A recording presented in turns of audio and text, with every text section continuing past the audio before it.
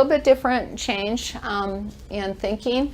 This is also taken from that same website, and this is about the prevalence of chronic illness. Chronic illness, like hypertension. Hypertension, what is that? That's rigid vessels, right? That's the area I tend to focus my attention on because it's so prevalent among older adults, and it has vascular implications. So it hurts the endothelial. So it's called endothelial dysfunction, and the endothelium of the vasculature does not function the same way. So that affects the cells all over the body, including the brain. So it's very important for people who have high blood pressure, and most older adults do.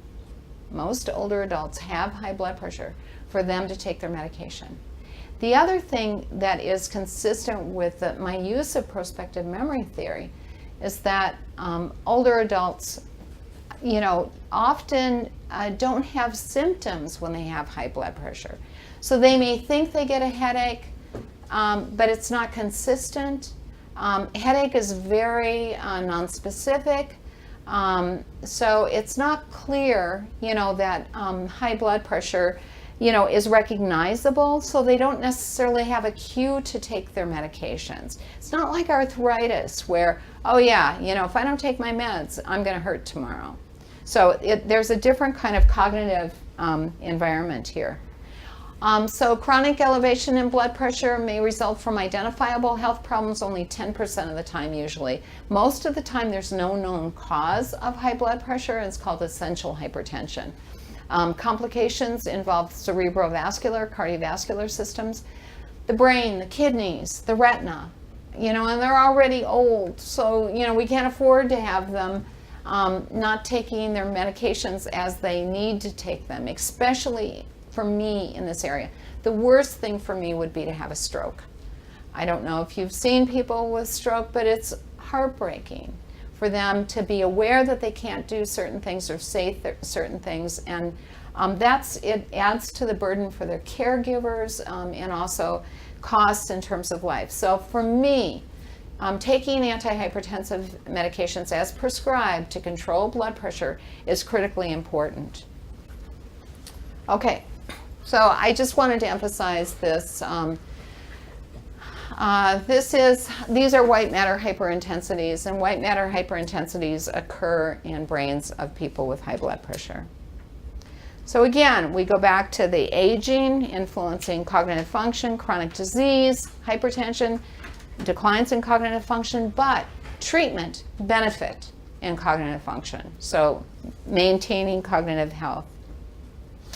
So I focused on medication adherence. What you don't know about me is that I love research methodology. I teach it. That's what I've been doing for a long time. It was one of the benefits of majoring in ed psych. And the people that I worked with, I don't know if you knew Lee Seacrest Maureen, when you were at, but he's one of my mentors, the all-time mentor. But I like having a measurable outcome, is my point here. The problem with blood pressure alone as an outcome, so sometimes you'll run into this, clinical outcomes, you have to have the appropriate prescriptions being given. So if you're improving adherence and you're not improving blood pressure, it could be that the person is not on the right medications. So I like having this measurable indicator of an intervention, and medication adherence is one of those windows. And that low adherence is pervasive. So fewer than 50% of people who are prescribed medications for chronic illness take them as they're supposed to. So it's a big problem. And non-adherence increases if it's a chronic illness that they're managing. So most of the time with acute illnesses, have you ever taken 10 days of antibiotic? And by the 7th day, you're feeling pretty good. You don't even remember that you had a sore throat that you were supposed to take the medication for, and you kind of peter off. And usually that works out for us, but not for a chronic disease.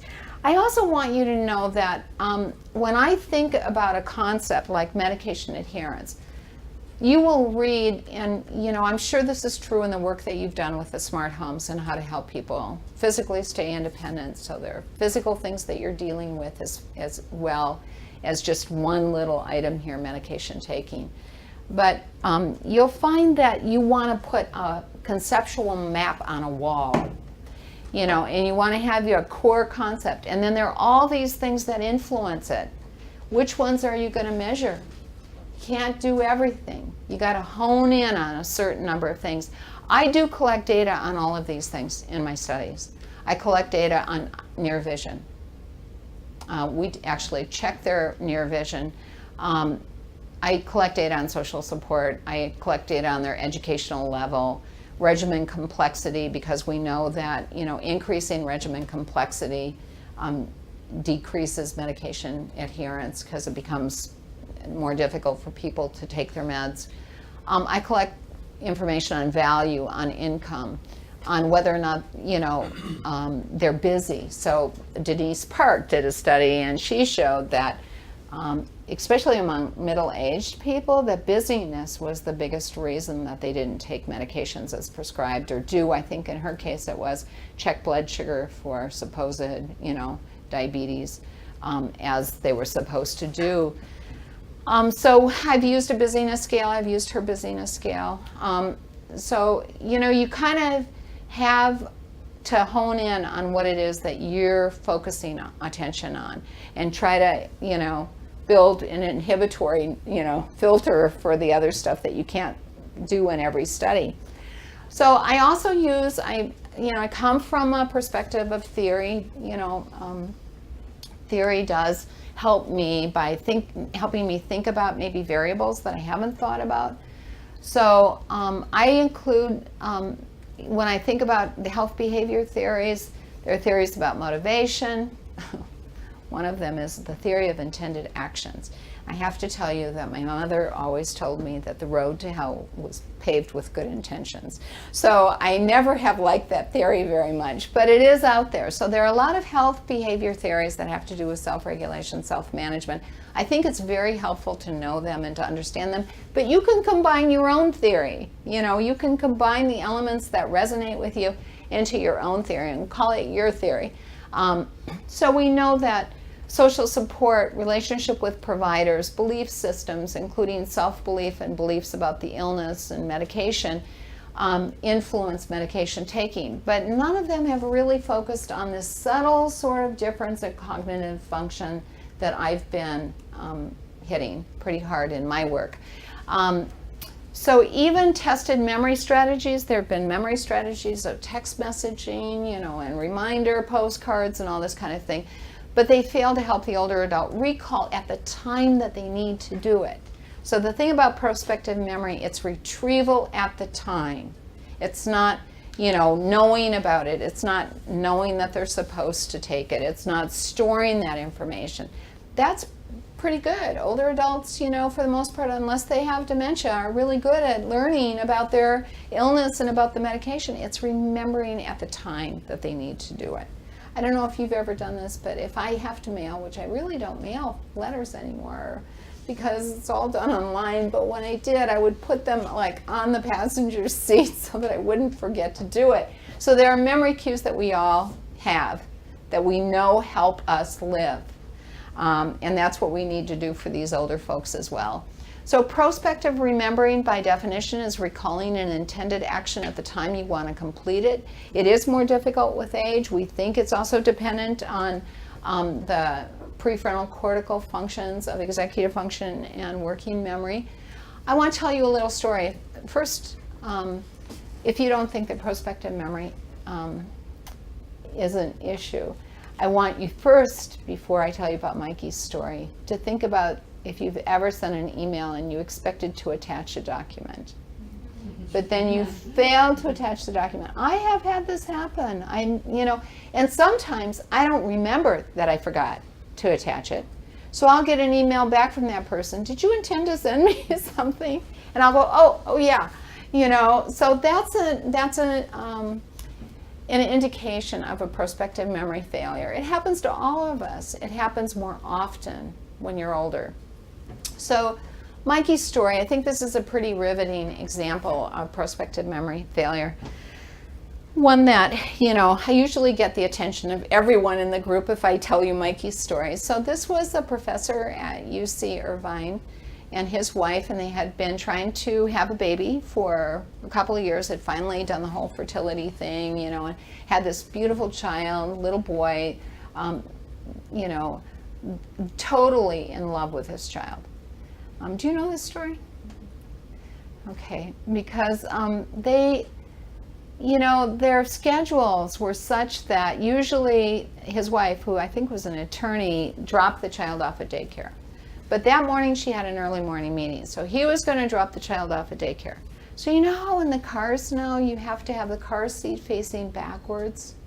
So these are the environmental support things I'm talking about. You can shape an environment to be supportive or not. And I think you can, and I think you're doing that.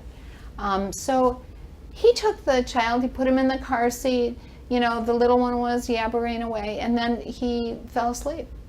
And this person did not have his briefcase in the back seat because he'd left it at work the day before. So he drives right past the daycare because he's thinking about his day, what he's got to do, who he's got to see, and what he's got to get done. He gets to his parking place, parks the car, comes out, after a day of work, the baby is dead. Now people think that everybody who leaves their child in a car and the car is hot, that it's stupidity.